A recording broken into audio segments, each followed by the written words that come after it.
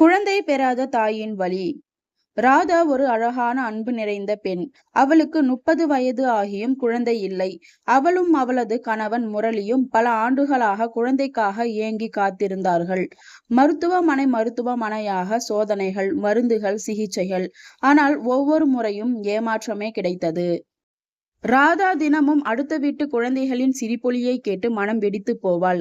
தெருவில் ஒரு குழந்தை அழுதால் உடனே அவள் அதை தூக்கி அணைத்து கொள்ள வேண்டும் போல் ஆகிவிடும்.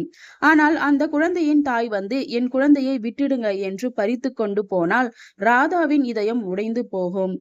ஒரு நாள் அவள் கோவிலுக்கு சென்றாள்.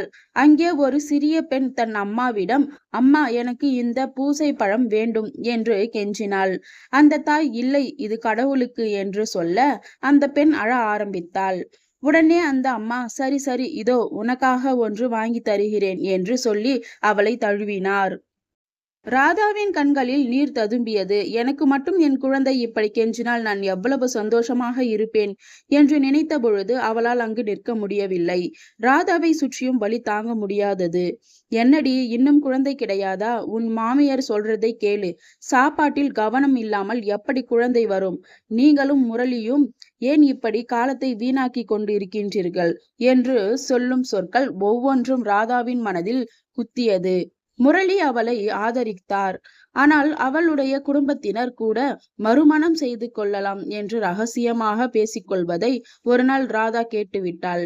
அன்று இரவு அவள் தன் மெல்லிய குரலில், முரளி, என்னை விவாகரத்து செய்து கொள், உனக்கு ஒரு நல்ல பெண்ணை பார்த்து கல்யாணம் செய்து கொள் என்று சொன்ன பொழுது முரளியின் கண்களில் கோபமும் வலியும் தெரிந்தன. ராதா, நீ சொல்வது என்ன? நீயே என் வாழ்க்கை என்றான். ஒரு நாள் ராதாவின் அக்கா ஒரு குழந்தையை தத்தெடுக்கலாம் என்று சொன்னாள். ராதாவுக்கு முதலில் பயம். சமூகம் என்ன சொல்லும்? முரளியின் குடும்பம் ஏற்றுக்கொள்ளுமா? ஆனால் முரளி உடனே சம்மதித்தான். அவர்கள் ஒரு அனாதை ஆசிரமத்திற்கு சென்றார்கள். அங்கே ஒரு சிறிய பெண் சரளா அவர்களை பார்த்ததும் அம்மா என்று ஓடி வந்தாள். ராதாவின் இதயம் அப்படியே நின்றுவிடும் போல இருந்தது. அந்த குழந்தை அவளது கழுத்தை கட்டி கொண்டாள். அதுவே ராதாவிற்கு ஆனந்தமாக இருந்தது. இப்பொழுது ராதாவின் வீடு சிரிப்பும் கலாட்டாவுமாக நிறைந்திருந்தது. சரளா, அம்மா, நான் உன்னை மிகவும் காதலிக்கிறேன் என்று சொல்லும் பொழுதெல்லாம் ராதாவுக்கு தன் வாழ்க்கையில் ஒவ்வொரு வழியும் மறைந்து போகும். ஒரு நாள் சரளா பள்ளியில் என் அம்மா என்று கட்டுரை எழுதியிருந்தாள்.